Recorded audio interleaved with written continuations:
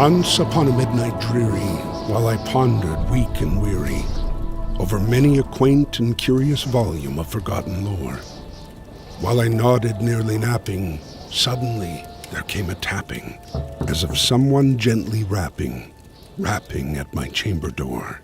'Tis some visitor tapping at my chamber door. Only this and nothing more. Ah, distinctly I remember. It was in the bleak December, and each separate dying ember wrought its ghost upon the floor. Eagerly I wished the morrow, vainly I had sought to borrow from my books surcease of sorrow, sorrow for the lost Lenore. For the rare and radiant maiden, whom the angels named Lenore, nameless here, forevermore.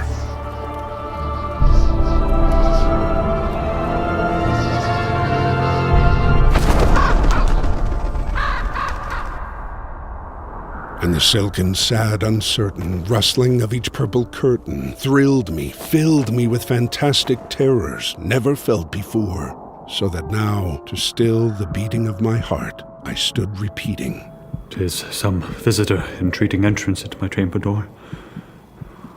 Some late visitor entreating entrance at my chamber door. This it is, and nothing more.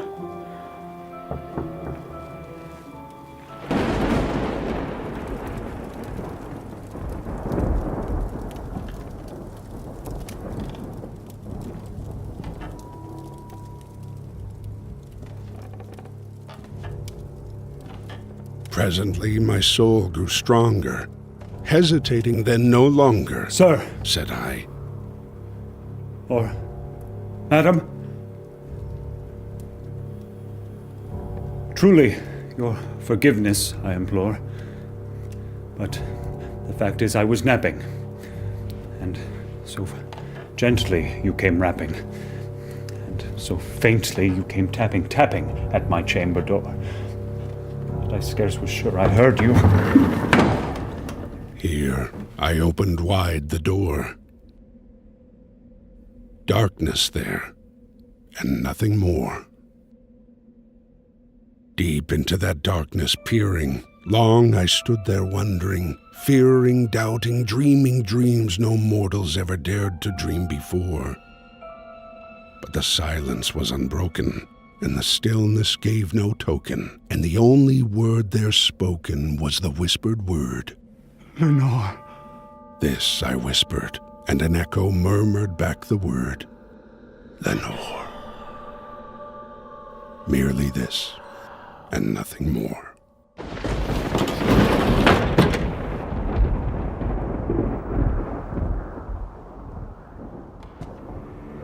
Back into the chamber turning, all my soul within me burning. Soon again I heard a tapping, something louder than before. "Surely," said I. "Surely that is something at my window lattice. Let me see, then, what thereat is, and this mystery explore. Let my heart be still a moment, and this mystery explore."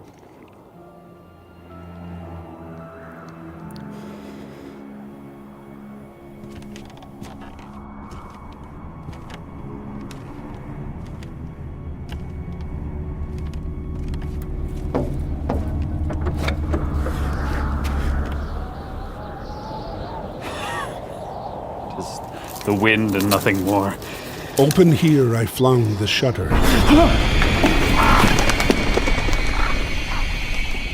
When, with many a flirt and flutter, in there stepped a stately raven of the saintly days of yore. Not the least obeisance made he, not a minute stopped or stayed he, but with mien of lord or lady perched above my chamber door, perched upon a bust of Pallas, just above my chamber door, perched and sat, and nothing more. Then the ebony bird beguiling my sad fancy into smiling, by the grave and stern decorum of the countenance it wore. "Though thy crest be shorn and shaven, thou," I said, "art sure no craven, ghastly, grim, and ancient raven, wandering from the nightly shore. Tell me what thy lordly name is on the night's plutonium shore. Quoth the raven, nevermore.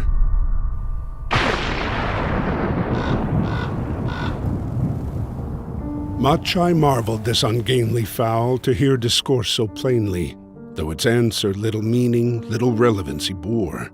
For we cannot help agreeing that no living human being ever yet was blessed with seeing bird above his chamber door, bird or beast upon the sculpted bust above his chamber door, with such a name as nevermore.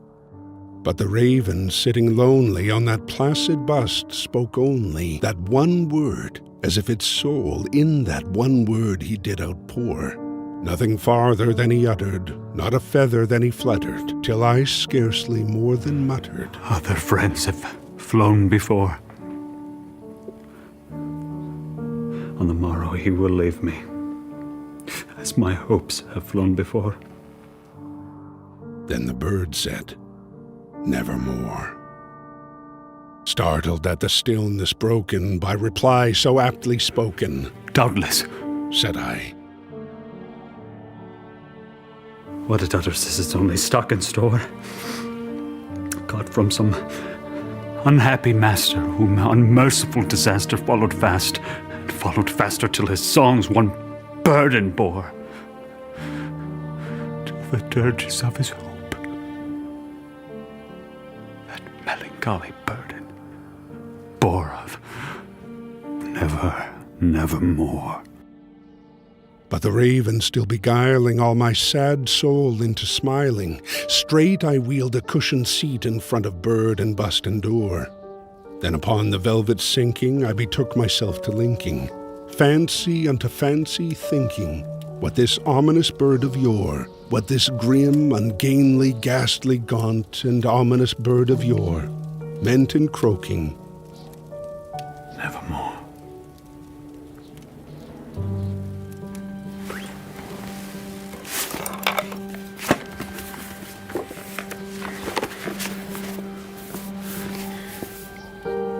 This I sat engaged in guessing, but no syllable expressing to the fowl whose fiery eyes now burned into my bosom's core.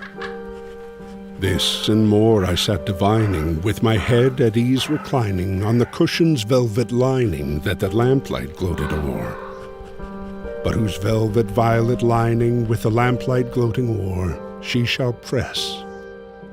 Ah, nevermore. Then methought the air grew denser, perfumed from an unseen censer, swung by seraphim, whose footfalls tinkled on the tufted floor. Wretch! I cried. Thy God hath lent thee. By these angels he hath sent thee respite. Respite, and nepenthe from thy memories of Lenore. Quaff. Quaff this kind nepenthe, and forget this lost Lenore. Quoth the raven, nevermore. Prophet, Said I, thing of evil. Prophet still. If bird or devil, were the tempter sent, or were the tempest tossed to thee ashore, desolate, yet all undaunted, on this desert land enchanted, on this home by horror haunted. Tell me, I implore, is there balm in Gilead? Tell me, I implore. quoth the raven, nevermore. Prophet, Said I,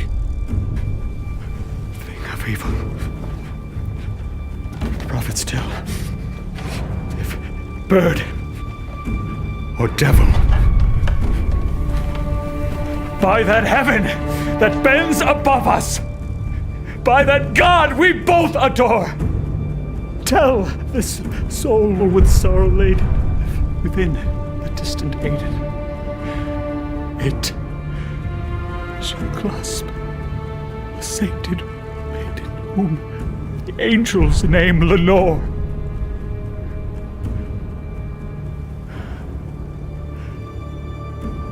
Clasp a rare and radiant maiden whom the angels name Lenore.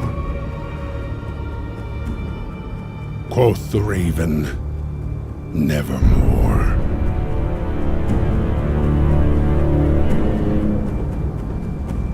Be that word our sign of parting, bird or fiend! I shrieked, upstarting. Get thee back into the tempest and the night's plutonium shore! Leave no black plume as a token of that lie thy soul hath spoken. Leave my loneliness unbroken. Quit the bust above my door. Take thy beak from out my heart, and take thy form from out my door! Quoth the raven, nevermore.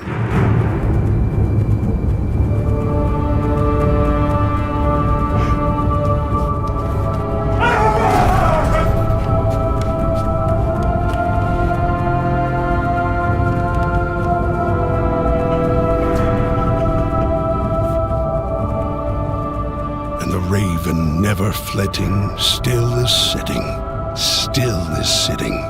on the pallid bust of Pallas just above my chamber door.